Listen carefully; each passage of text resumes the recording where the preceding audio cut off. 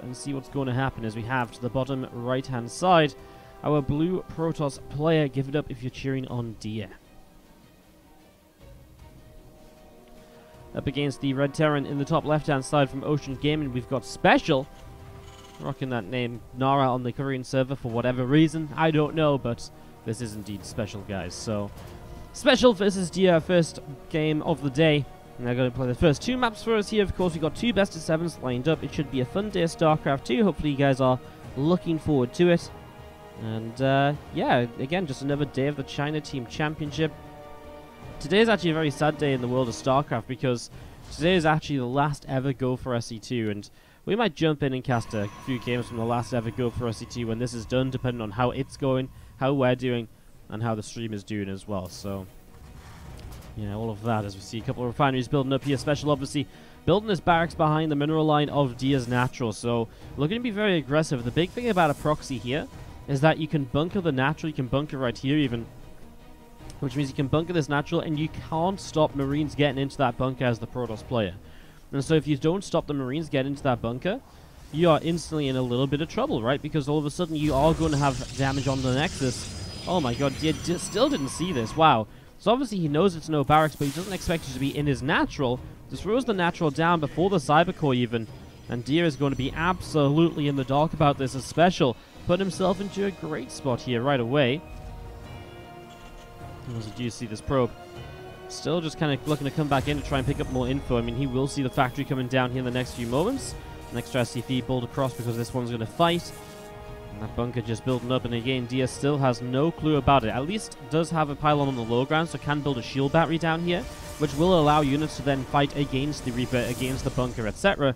a lot more easily. Dia still doesn't know where this is coming in from, as Reaper does show up though. And now we're going to be seeing some damage being dealt. We'll be able to find one probe already. Another probe is already fairly low as well. Second probe going down. So two probes down, and now Reaper still dancing a little bit to see just what else is going on. Those probes pulling away a little bit now.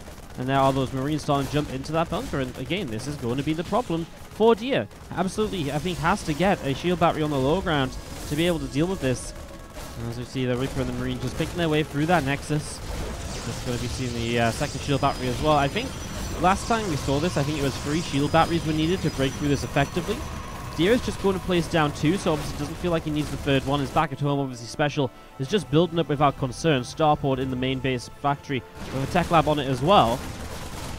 As you see, I mean, that's a lot of units in this bunker now, and you can see that Nexus is really taking a few hits. With double SCV here to repair, there's a lot of survivability on this bunker. So Reaper's going to come out, drop the grenade, which is going to A, bop the Stalkers back a little bit, and B, make space in the bunker for the SCVs to come in and to be kept very safe there. You can see that SCV unfortunately is going to go down. That bunker continues to drop here. As you see, the first shield battery is drained of energy. Looks as though this will be it. So 2 shield batteries were actually more than enough this time around. I feel like Special wasn't quite able to keep those SCVs alive and repairing the bunker as well as he would like. It's still a big investment though, right? I mean, 2 shield batteries to fight 1 bunker. Obviously the barracks being proxied. I guess there was a few Marines too, so you do lose those. So in terms of value, resources loss is favoring Special, but you consider he's also forced to shield batteries on the natural and not exactly prime positions. You know, you could also say, early on, that's nice damage too. So all said and done, not a bad opening by Special as he does begin to expand.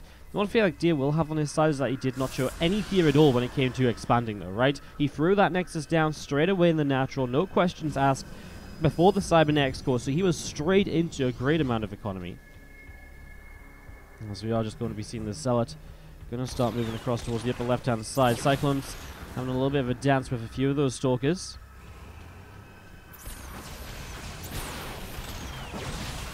Let's see if he's going to pull down the low ground there, as that Cyclone still locked on. Doesn't quite get the kill on that Stalker. A few of these SCVs pulling back a little bit now, and just going to be seeing this Banshee and the Siege Tank getting set up as well. Cloak just about halfway done as the Banshee will start to move down to the bottom right-hand side of the map here. Command Center dropping down in the main base. So going up to 3CC right now, and just going to be seeing the Banshees continuing out. A couple more probes, Observer. All of this continuing through. Why is Go for SE2 ending? ESL are just cutting the funding. So no more Go for SE2s. But me and Take TV are looking to build up a Sunday league. We're going to be building up a set of tournaments on Sundays to replace Go for SC2, so we'll still have Sunday StarCraft 2. Don't you worry. Me and TickTV will get that covered. We've just been we've been trying to get a couple of sponsors for it or so, because we'd love to be able to fund it very viably. But I think Sunday StarCraft is very important as these Stalkers come dropping on in. Special is in some trouble here, I tell you that. I mean, there is one tank and one Banshee at the moment, as there's still a bunch of Stalkers on the low ground. Bunker going to be denied a little bit there, that Banshee. It's going to cloak up. Observer is about to be here, though, and that's going to be dead Banshee. If Dia doesn't lose too many of the Stalkers, we'll get this Bunker. Don't know why he's not fighting the Banshee. There we go. Banshee will go down. Siege tank now in some trouble as well, though. Will blow up one Stalker already. The Stalkers were not quite in range. So there's the tank going down. The Special will tap out. Dia will take game number 1. I kind of felt like the opening was pretty good as well here for Special, but we get this ready to go. And to the bottom left-hand side, we are going to start up with our Red Terran player. From Ocean Gaming, this is Special. Up against the Blue Pros. The top right-hand side, this is Dia. How much funded is needed to continue the tournament? I don't think Go for SC2 is going to take funding, but they only give out like €100 a week, basically. I think my plan with TickTV was that we wanted to create something like around $100-ish a week, maybe a little bit more, but also have enough money to try and fund like a monthly final, so that it was a bit of a league kind of format again, rather than just being like a, show up and play a cup. It has something like a little bit more attached to it than just another weekly tournament, so that was our kind of plan. It doesn't take a lot to fund these weekly cups, because the players do show up and they do play for $100 or so, right? So it doesn't take a lot, but obviously, if I'm running events all the way through the week as well, it's very difficult to then throw another $100 out every week on a Sunday. It's pretty tough. So do you see the probe heading down to the bottom left-hand side to have a little bit of a look to see what's going on? Gateway on the way up here from Dia as well. So getting this set up and rolling over the next few moments. And you see just a Cybernetic core dropping down here from Dia in the main base to get that up and rolling.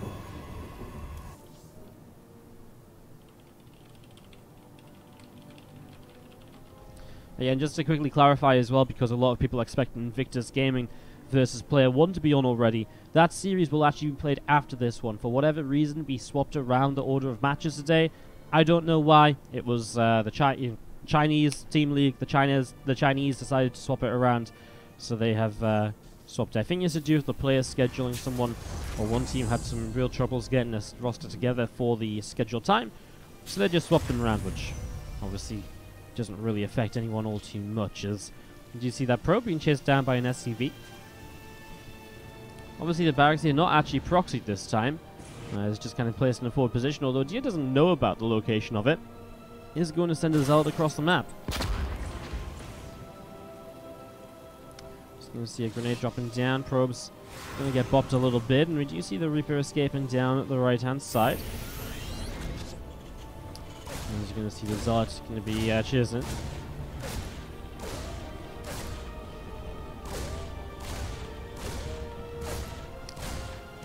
This Zealot just in a little bit of trouble. The second Reaper coming out, obviously, and the first one coming home means that the Zealot actually gets pushed back. Now, Adept does show up, but there's a Hellion here too, means that you can kind of start to take this fight again. There's a Hellion and a couple of Reapers continue to press forwards. And we'll see that first Adept getting taken down. Zealot is going to fall as well. So Adept and a Zealot going down here as the Stalker pulling back from Dia over to the right-hand side. Two more barracks on the way up here from Dia, so continue to build up at the moment. From Special. Continue to build up, getting that expansion going. It's going to be a lot of bio here then. No starport this time around, so a lot of bio units to begin with. Not going to be focusing on what actually felt like a very mech-focused style last game, obviously. We see one of these probes going down, but just the one custom, the Hellion as well, will jump around, and we'll get probe number 2. Doesn't want to sacrifice the Reapers, would rather keep those alive. I mean, on a map like New Repugnancy, there is so much surface area around the edges of New Repugnancy here that you can really jump in and with the Reapers very easily a lot of the time. So keeping those Reapers alive, it gives you a lot of opportunity on this map, whereas on some other maps, I feel like just diving for that probe kill is probably the most you're going to get out of the Reapers. So for now, keeping them alive, I like the decision. And as the siege tank from Special continues on up, starport here building up in the main base. Going to see that tech lab on the barracks as well. So all of this coming out, another couple of Marines on the way too. Stalker is going to find the Reapers once again as they head over to the right-hand side. And the Phoenix just about to pop out of that Stargate also in the next few moments. So, Dia going to be holding out on the natural expansion here. Pylon going to build in the bottom right of the natural as well. Again, this Phoenix just getting Corona boosted for the moment and being brought up into play. Starport going to complete, and we are going to be seeing combat shields on the way out as well here from Specials. Again, that combat shield's up and running.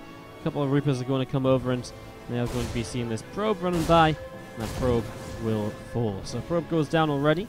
Again, Marines, Cyclone, all of this getting set up here at the moment from Special. As a Liberator on the way out too, more Marines on the way up, and a combat shield upgrade also starting to build from Bully Special as the 2 Reapers into the main base, going to go after a couple probes, but the Phoenix here are going to be revealed, and that's the first time Special sees these, so now having a bit of a better idea what he's up against. You see how he kind of follows up from this.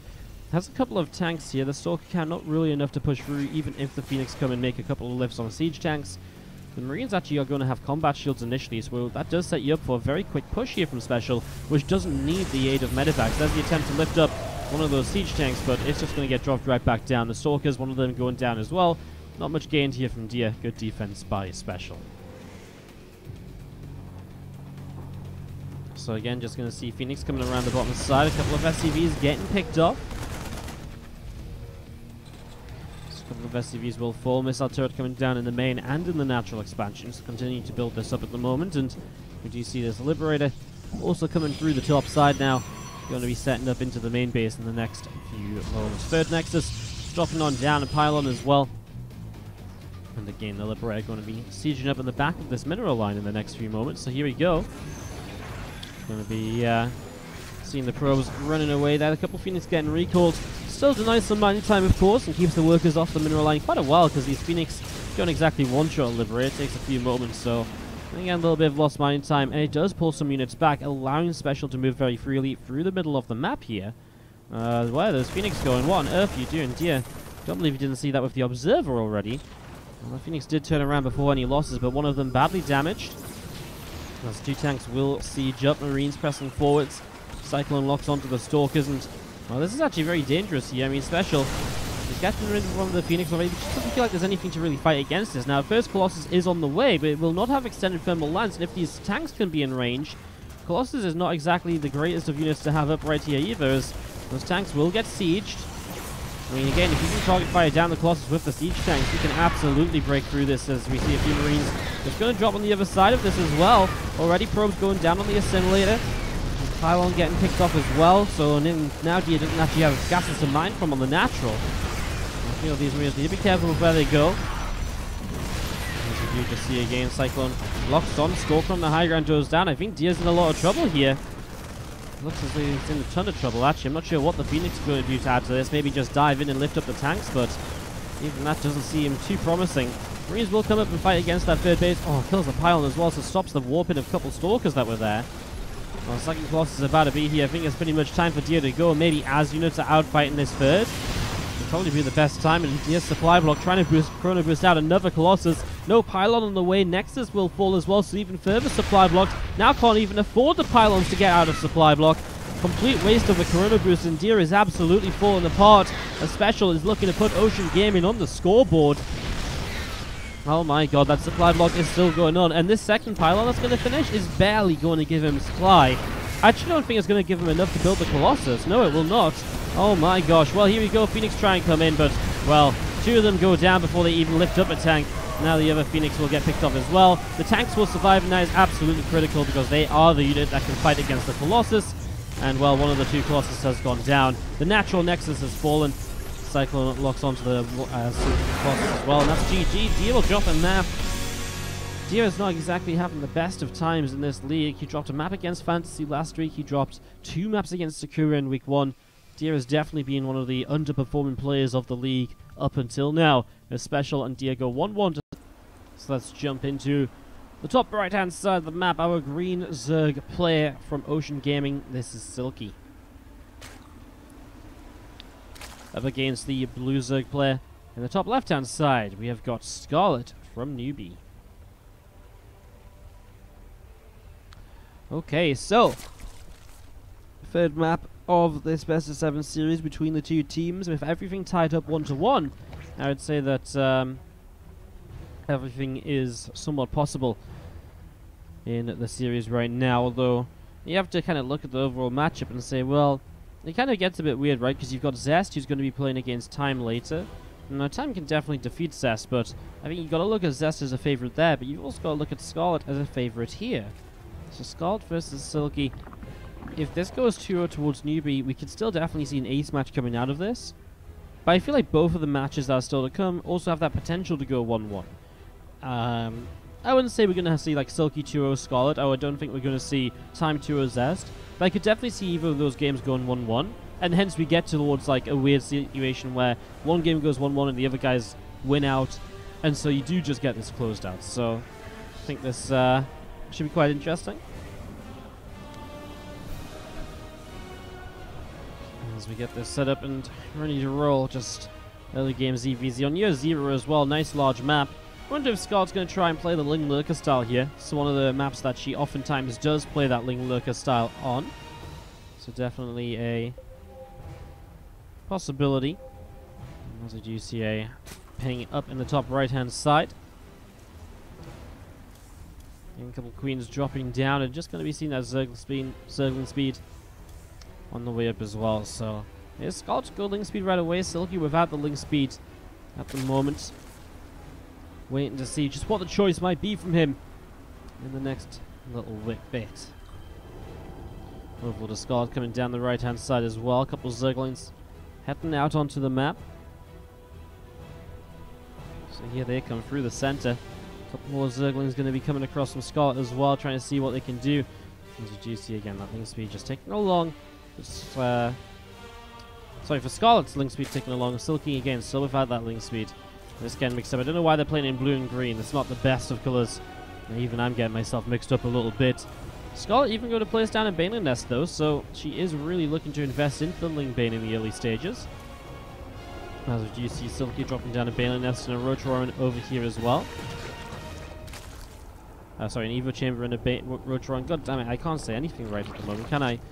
So, yeah, a little bit, well, a little bit of a different setup from what Scarlet's doing. As Scarlet, though, will have a fast third hatchery. I think as long as Scarlet doesn't go overboard on the Zergling, she should be in a good spot here. Now, she's also cancelled the Bane Nest, so saves herself that 50 gas. And will instead just go straight towards an Evo Chamber. So we'll probably look to build missiles of her own. Now, that's a Carapace upgrade out of Silky. Interesting. He starts to build Zerglings too, so maybe... Wow. Talk about Silky throwing a curveball in this. Carapace, melee, and Ling speed. What on earth? Does anyone expect that to happen? I didn't. I mean, obviously the idea here is faking out the idea of roaches, while actually it's going to be Zerglings. Now on the other side, Scarlet starts up a Carapace upgrade, and that makes sense because she has Ling speed already. She has a Roach Roaring, so she can play a Roach Ling style, where the Lings look to surround and the Roaches get damage done, and they both benefit from that Carapace upgrade, so it becomes very powerful, but Silky's just looking to play a massive Lings, and into a lair could just be looking to go straight through into a Spire and Mutalisk play alongside 2-2 melee upgrades. Of course, maybe even wants to switch it up and go something like Ling Lurker himself, although that'd be kind of crazy against someone like Scarlet, who does play Ling Lurker, so they kind of, Scarlet of course knows the answer and what she should do against it quite reasonably.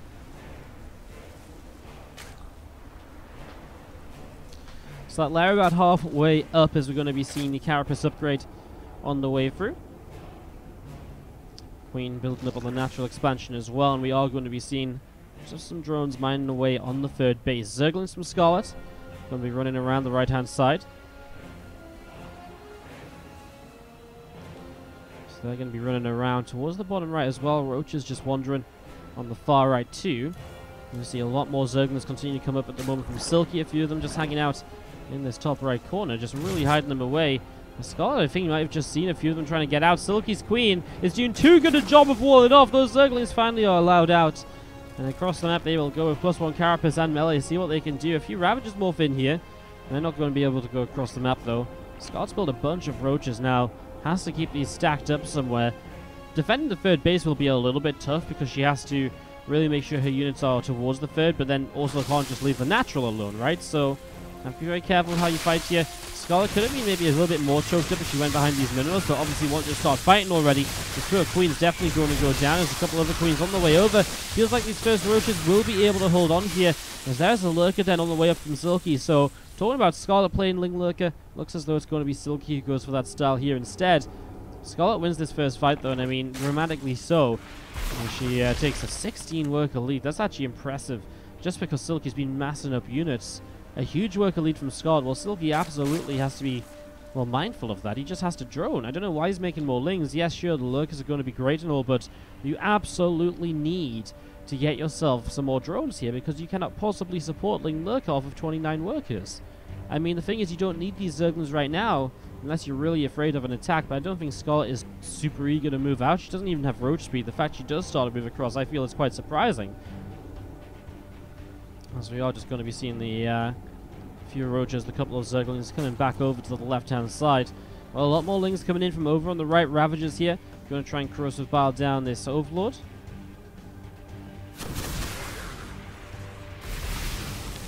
Doesn't quite connect. There's more roaches from Scarlet coming out of here once again.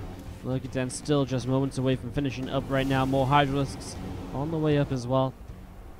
There's a few Ravagers in the center, just still trying to find the corrosive biles. Onto the Overlord here, but not quite finding it yet. A lot of Zerglings from Scarlet moving over to the right side. Silky.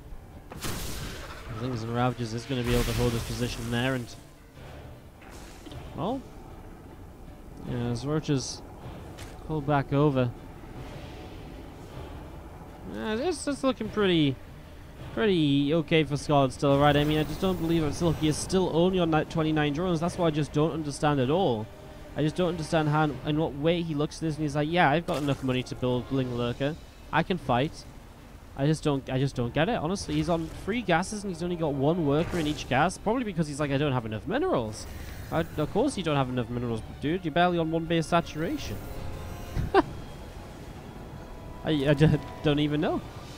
I mean, it feels like it's this push or die trying. Now, yeah, there's a few lurkers involved, so that push is definitely kind of scary, but when there's this many roaches, are the lurkers going to make that much of a difference? Man, I don't know what to tell you guys. This is, again, a ridiculous worker count at the moment here. As we are going to be seeing Lings, lurkers, Ravagers starting to come forwards. Just a little bit. A lot more Lings on the way from Silky still. I was obviously just happy with the few lurkers that he has here. Doesn't seem to want any more than this. So here we go. The 29 drone, 8.5 minutes. Ling Lurker all in. Here we go for it. I mean, roaches, they have to back away initially. Those lurkers get into a pretty good spot. Well, Scarlet's taking quite a bit of damage, but I mean, I kind of look at this and just say, well, Scarlet still has to kind of, push these lurkers further forwards. Here we go, Scarlet from the bottom side. We'll start to get rid of a few of these lurkers now. The roach on the ramp again massacred because of the splash damage, but the units from the bottom side will be able to get on top of this. And while it was messy, wow. Oh my god. Are these lurkers actually starting to, like, not win the fight, but they actually clean up so much. Wow. Well, Scarlet loses a lot. I really think because of the position. Imagine Scarlet had some, roaches positioned up here. She really got herself cornered into that ramp, whereas maybe she should have held a bit further forwards. Like here, it's a lot harder to get those lurkers in a very powerful position. I mean, that was like the best location you could get lurkers into here. As it stands, though, what's Silky meant to do? Because he doesn't have the income to rebuild after the first fight. That's the problem. Scarlet's up 20 workers, for God's sake. She's up 20 workers and has been all game long. And now she's just going to build up once again. This is silly. This is so silly. I just don't, like, I just feel like if you're going for this, why not at some point, instead of like 20 Lings, add in initially like 10 more drones? Because, those 10 drones are going to make you have basically 20 Lings by the time he attacked anyways. And then at least he has more of an income for a follow-up.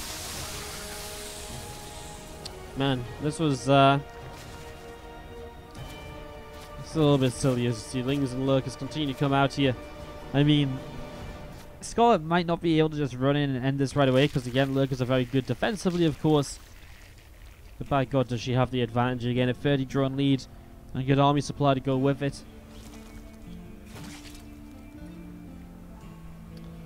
Then there's Ravagers pushing across over to the right-hand side. These Zerglings trying to come forwards as well. As we do just see more roaches popping out from the left-hand side. Going to continue getting set to come across here. Scarlet moving across now with speed. GG upgrades in tow as well on those roaches, so looking pretty powerful. Again, there's a couple of lurkers already burrowed up here. The Overseer trying to kind of lead the charge in just so she can get an idea as to where those lurkers are positioned. And that allows her to then think about how she might want to fight this in particular, where she might be looking to drop those corrosive biles. Just preparation for this is, as you see, the roaches going to turn here and picking away at the rocks. Coming forwards, Overseer starting to take some damage. Is going to go into Overseer mode right there. Or corrosive biles going to drop down. One of the Ravagers already, or one of the locals already having to reposition. Silky is 29 drones of defense. Is about to be put to the test as Scarlet will not just push up here haphazardly either. She will take her time about it. I think she knows as well the fact that there's just barely any workers on this third base, that Silky is absolutely in a position of being all in, as we see a couple more lurkers just on the way up. And well, Zerglings again trying to move around. Obviously the Lings are going to try and buy time where the roaches can't jump on top of the lurkers. So I'm going to die for a moment there, but doesn't really find too much. Hydralisk Den building up from Scarlet, so again her own Hydra Den up and running. Maybe wants to go into her own lurkers. Makes sense, I guess. May as well tech up, right? There's no need to stay purely on Roach Ravager in a game like this one, as there's not obviously any sort of contest to what Scarlet's doing. Here you go, Roaches and Ravagers starting to push up. First lurker on the right side gets taken down. Scarlet's obviously now split into two different groups and pushing forwards again with another couple of corrosive vials. Very nearly finds another lurker here. The problem is these Zerglings just cannot find just the round or anything to sort of create a trade, and all they are trying to do is to keep the Roaches and Ravagers off of the lurkers. As here he goes, Silky's going to make a move down the bottom side. Corrosive Bile's going to try and get rid of one of the lurkers. It will happen, and these Zerglings are just getting massacred by the amount of Roach Ravager. And as we're just going to be seeing everything still gathering up.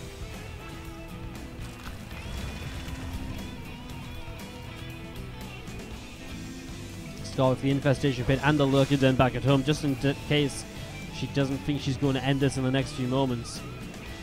Again, I mean, sometimes against lurkers the game goes on a lot longer than you might want it to or you might expect it to, and having those tech options as a follow-up definitely gives Scarlet extra choices just in case. And again, it costs her so little compared to how much money she has, and she's maxed out with money in the bank, so you may as well invest into that extra tech just in case somehow you've misread this situation. It's just a safer way to play it, as Ling's trying to come on through once again, but the Roach Ravager will hold strong down on the bottom side. The lurker's going to unburrow, pull back just a little bit. And again, just going to be seeing more corrosive biles here and there. Just forcing those lurkers away. Here we go. Ling's going to try and dive on this once again. I mean, the thing is, oh my god, the lurkers, 4 of them, getting corrosive biles at the same time there. And, well, this is just too much Roach Ravager. Scarlet pushing up the ramp is absolutely going to be able to end it this time around. Straight through, both lurkers dead, and that is all that remains. The Hydra goes down, and that's GG from Silky. Scarlet will pick up a game number 3 here for Newbie. So Newbie will take the lead. Game number 4 of this series. To the bottom left-hand side from Ocean Gaming, our green Zerg is Silky. Up against the red Zerg top right-hand side from Newbie, we've got ourselves a Scarlet, who's going to have to defend against a 12 pool here in the early moments of game number 4, because this pool already on the way up right now. So spawn pool coming through, and again a couple of drones being added on either side of the map. Getting this up, getting this rolling.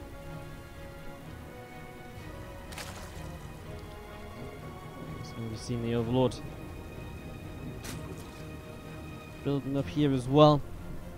Waiting to see how this goes to Silky now. Scarlet opens hatchery first already. You know, the first little tick for Silky. Yep, Scarlet has gone for the correct build for this 12 pool to be able to deal damage. First few Zerglings on the way up. What kind of 12 pool is it going to be? Are there going to be drones pulled, or is it just going to be the hatchery? Seems like just the hatchery, I think. Nothing too crazy here by the looks of it so far, although hatchery is not building. There we go. Drone will be sent down to the low ground. Oh? Maybe not. A drone actually going to lead the charge across the map. And there come the rest of the drones. Okay. Well, this one drone is going to be seen by this Overlord initially. Now, it's already kind of too late for Scarlet to react in any sort of way. The one thing she can do with this scout is potentially take these workers out of gas. This is a scout with this drone just to check that there's not a spine crawler already coming up on the side of her creep spread. Because that is a possibility. The hatchery doesn't give you full range of vision on the creep. Oh wow, drones are going to be pulled to come and hold the ramp apparently, so obviously just wants to stop these spine crawlers from building up on the high ground, but then could just build the spines on the low ground. What's the real possibility here is, well, pushing up the ramp, here we go, drones will come up and spines will start to build. Well, I tell you what, Skull's just losing so much mine time to this. Why on earth isn't Silky building 2 more spine crawlers? Please, Silky, tell me why. I have absolutely no idea. Skull is not mining at all, as Lings will pop out and that spine might be cancelled this way. I just don't get why we don't see 2 more spines. Look, maybe because Silky's aware of the fact Scarlet's going to go to the low ground and mine from here. Scarlet's going to ignore that spine crawler at the moment. She's just going to let that build. A couple of Lings will jump on it. Silky going to try and fight on the low ground then, as drones will be pulled in to help out. Silky just has money that he didn't ever really spend here, because he didn't spend it, he didn't have, you know, the lava to spend it on the Zerglings initially, and then didn't build the spines. Imagine now Silky has 2 spines on the high ground. You can absolutely get something done with those. It's not going to be the case, and Scarlet's going to hold this off, it would seem, without too much trouble. Silky now doesn't have the money for a spine crawler anymore. Still has a couple drones mining at home, but a full surround. The Zerglings and the drones are dropping down, and Scarlet is absolutely going to be able to clean this up and push this away. Defense from Scarlet is going to put Newbie up 3-1 in this series, with time coming out to try and take a map off Zest to close it out. That's all he's going to have to do, as Silky is absolutely dead. I mean, 2 drones against 12. Scarlet has 8 workers, has 8 army supply against 8 army supply. There's no way Silky's going to make this happen. Man, I just don't understand why you don't build the 2 extra spines. I guess because Scarlet wants to go to the low ground to mine, but I feel like there's definitely a way you can force the spines down to the low ground. It just feels better than making Lings that are going to be so slow to come and join the fight that they're going to have no impact. I mean, you're talking about Zerglings that build late. These are Zerglings that build late, that then have to walk across the map as slow Zerglings. You know? It's kind of a game. To the bottom right-hand side, our blue Terran player. This is Time, whose team is up 3-1, so he only has to win 1 map here against Zest to win it out for his team. No, after we waited so long, we get scandaled by a disconnect. Oh, we're back. Top left-hand side, our red Protoss player. Promotion Gaming is Zest. He needs to win 2 in a row to take us to an ace match here for the first time in week 3. We've had 1 ace match in both weeks 1 and week 2 so far. We're going to get 1 here in week 3 as well. So Chronobus on the probes, they continue to roll on out. Obviously, in terms of TVP, Time has played very aggressive styles lately, very aggressive builds, very aggressive pushes. And, yeah, just continuing to kind of set up here and to see if Time is going to play those aggressive styles, or if Zest is going to maybe try and shut him down early, or what. As we get this ready to roll. This game is live, guys. It was only the Scarlet match that was played from replays because of the fact that we saw the... it was only the Scarlet match that was played from replays because of the fact we had Scarlet having eye surgery. I'm also told that Scarlet might not be ready to play next week, so there might be a delay on Newbie's game next week, depending on exactly what happens. So we'll obviously keep your eyes peeled for news and information. I'll try and give you guys as much information as possible on all of that, as well as we do see the SCV going to be allowed to put down the command center without much issue, actually. It's going to be a Marine first, so no Reaper. It is still good enough to kill off that probe. Zest's probe just adventuring a little bit too far forwards here, so Time able to capitalize, and that probe will fall.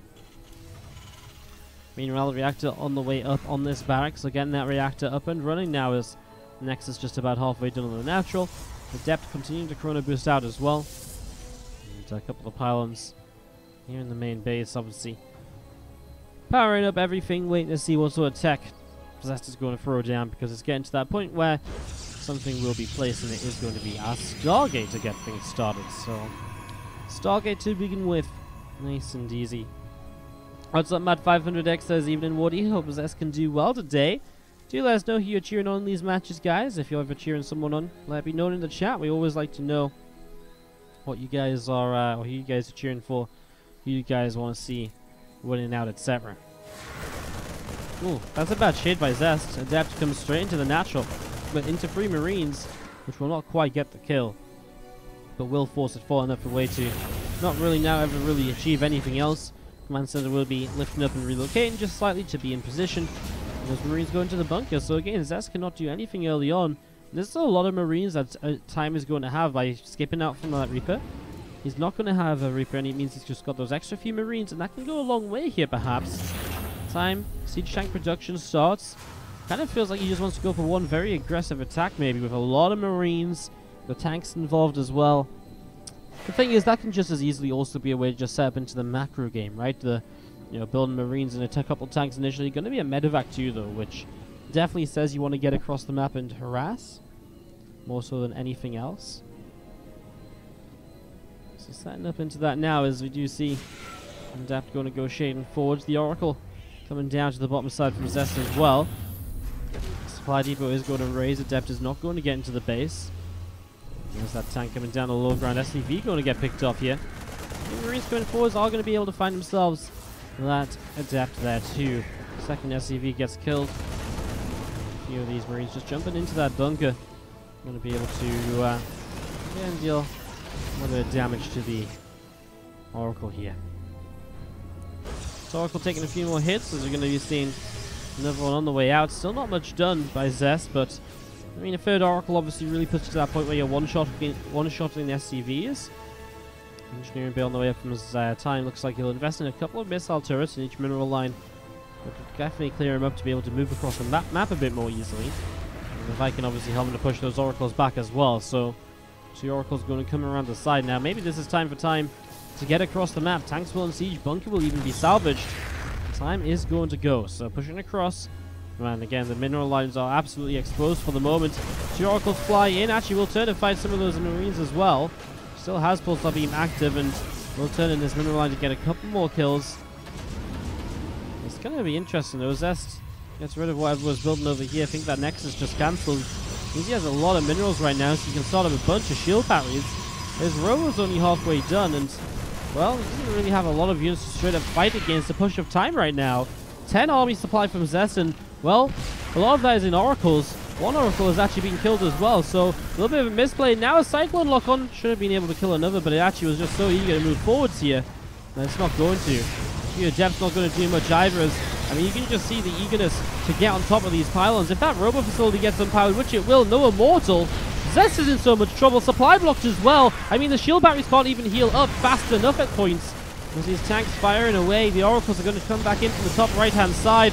Bunkers now building on the high ground, and this is getting worse and worse for Zest here, as Time might be about to close this out for Newbie and bring them their first win in the China Team Championship Season 1. The Oracles fly in, Zest will GG, and Time will go 3-4-1 against Zest for Newbie, picking up that first game time around as we have to the bottom right-hand side. Unfortunately, can no longer win it for his team, but can bring a map back in terms of map score. This is Zest from Ocean Gaming. And to the top left-hand side, our red Terran player, we have got Time. Not the first time he's taken down Zest lately. He took down Zest in... what was it? He took down Zest in a... was it a Kung Fu Cup or something? No, it was more recent than that. They've definitely played in the next... in the last, couple of... in the last couple of months or so, I feel. Time... Zest, I feel like they played maybe in the Wadi TV tournament. Ah, yeah, there we go. Masters Coliseum. That was it. I did cast it. Masters Coliseum at the end of December. And Zest actually lost to Time 2-0, but also beat Time 2-0. So they traded series in that tournament. So yeah, Zest has definitely had moments against Time. Time has taken down Zest in a GSL qualifier in 2017 as well as in 2018 took a map off of Zest in a Kung Fu Cup. So not unheard of for Time to take maps off of Zest or even to win series. As here in this game, number 6, we'll see if Zest can get some revenge at least Again, nice to see Newbie able to come out with a win today, though, as well, at least guaranteed, because Newbie really have been this team that have been so... I really feel that Newbie is this team which is so good, and yet is so... And you have just underperformed up until now, unfortunately, so... Yeah, really, really cool stuff so far from Newbie today. To be able to take home the series, and again, this last map doesn't have much of an impact on the overall results, but there is a map score element, and all the maps of the first 6 of the series are played no matter what. So we're still yet to see a 6-0 happen. We're still yet to see a 6-0. I'm excited for the day it happens. Well, I feel very bad for the team it happens to, but I'll be very excited for whichever team is able to bring out the 6-0. I'm pretty hyped. After about to finish up there, this SCV is going to get back home, and on the map, Factory just building up here from time. Possess again at that point where he's about to build up his tech choice in the next few moments, so we'll see how he opens up this time around. It is going to be that Twilight Council. So option for the Twilight Council here gives him some ability to go straight in towards the Blink. So it can go straight up in towards the Blink here. And obviously that creates some opportunities. The Adept coming forwards, already dealing a little bit of damage to one of these Marines out at the front. Adept up in towards the main and is going to be able to get rid of this SCV. The other Marines continue to come through. Able to get rid of another one there as well. And Adept going to shade back down to the bottom right-hand corner. There's a few more Marines coming over, and this Adept will fall. Stalker dealing some damage. Marines continuing to drop. Tech Lab building up on the factory, and we do just see SCV jumping into that bunker just to keep itself alive. Time will defend. I mean, nice pressure from Zest though. Definitely causing some chaos and confusion. That's just going to throw down the Dark Shrine. Wow. So, throwing down the Dark Shrine right away. That's pretty crazy. So that's just going to go straight for the DTs, and well, it could definitely work. There's no engineering bay or anything just yet. We'll see what the starport does. I feel like that starport's going straight to a Tech Lab though, and straight towards a Raven. And that's obviously not going to be all too pretty. As you do see that starport going to drop down. Raven. Oh no, it's a Cloak Banshee. Ooh. Okay, well, DTs are still in with some hope here. Even a proxy pylon with a gateway across the map. Another one building at home as well, so now as the Robo starts up, and these DTs are going to hit fast, like real fast. A couple of Stalkers just hanging out outside of the natural.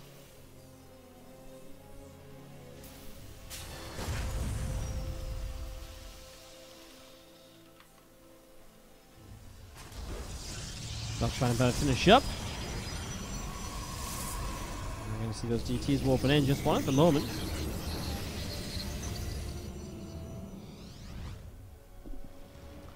Banshee's starting to head across the map. DT obviously sees the Banshee. There is a scan available in a few moments here, but obviously 2 DTs. Time sees them coming in, as we see already. One Marine getting sliced down there. Oh, this DT needs to get out of range. We'll just be able to do so.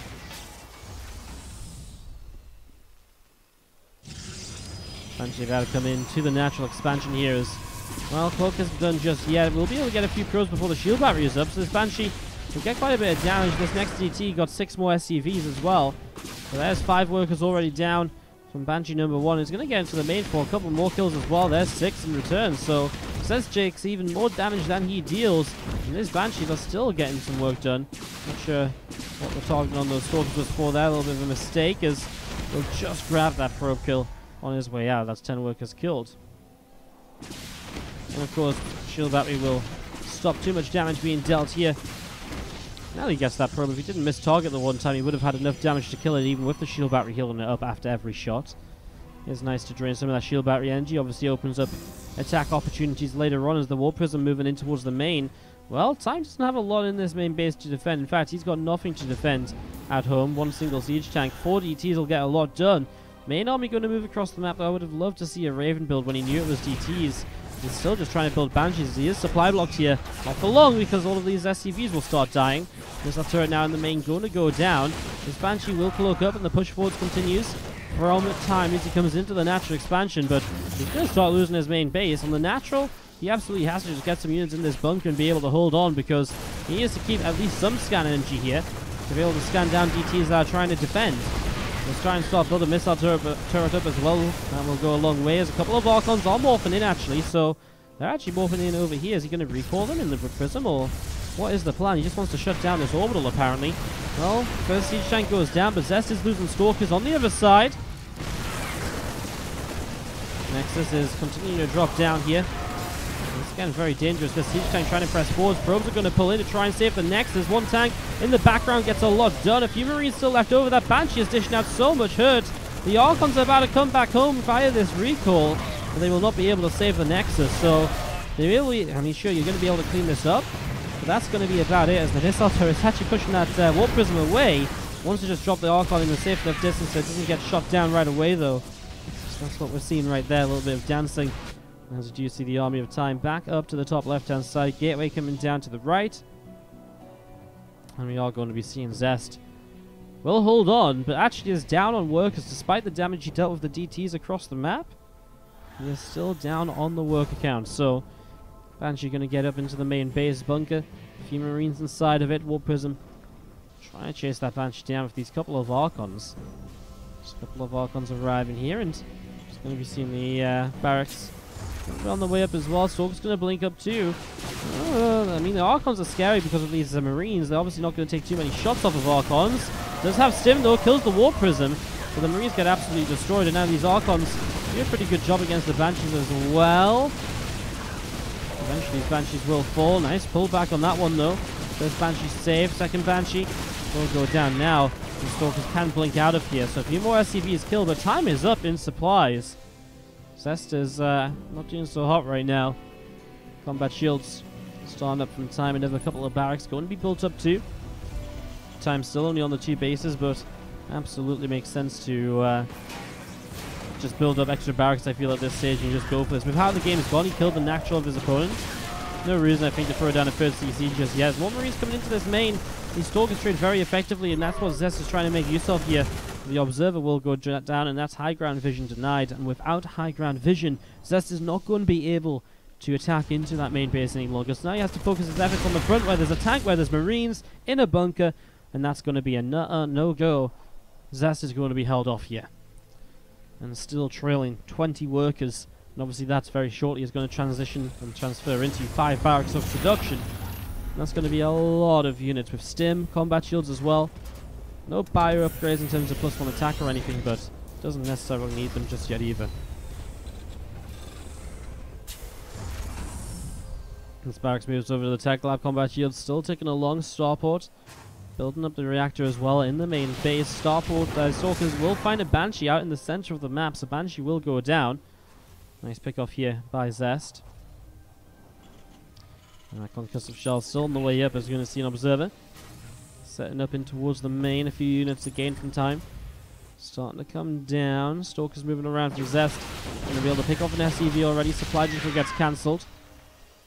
But it's, I mean, it's tiny amounts of damage. It's really little things, and with Medivacs finishing up with these tanks available to come across the map, Zest is in some real trouble. I mean, all he has is these Stalkers to try and stop Time pushing across. That's literally his army. 3 sentries back at home and Immortal in production. That is his army. I mean, you can just see, like, in a straight up fight, these bio units are going to be able to kick us down. Great scans by Time, by the way. Again, just picking off these Observers. And because he's spotting these Observers and taking them down, he's able to unload some units over here. So he might even be able to flank in on these Stalkers. That would be huge. That would actually be really amazing. I wonder why he's going with those bio units if he wants to try and... I think he wants to push across the map in general here. The SCVs are getting ready to pull. But if he can get behind those Stalkers, well, even better, right? He's going to come forward. He's going to stim into them. And, oh, the Stalkers are going to blink back. And here we go, the flank from Time. What a play as he jumps straight onto this. All of these Stalkers will be dropping.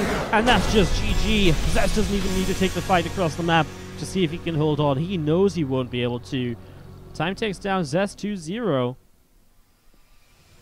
Time takes down Zest 2-0. What a play to end it, though. Just in case.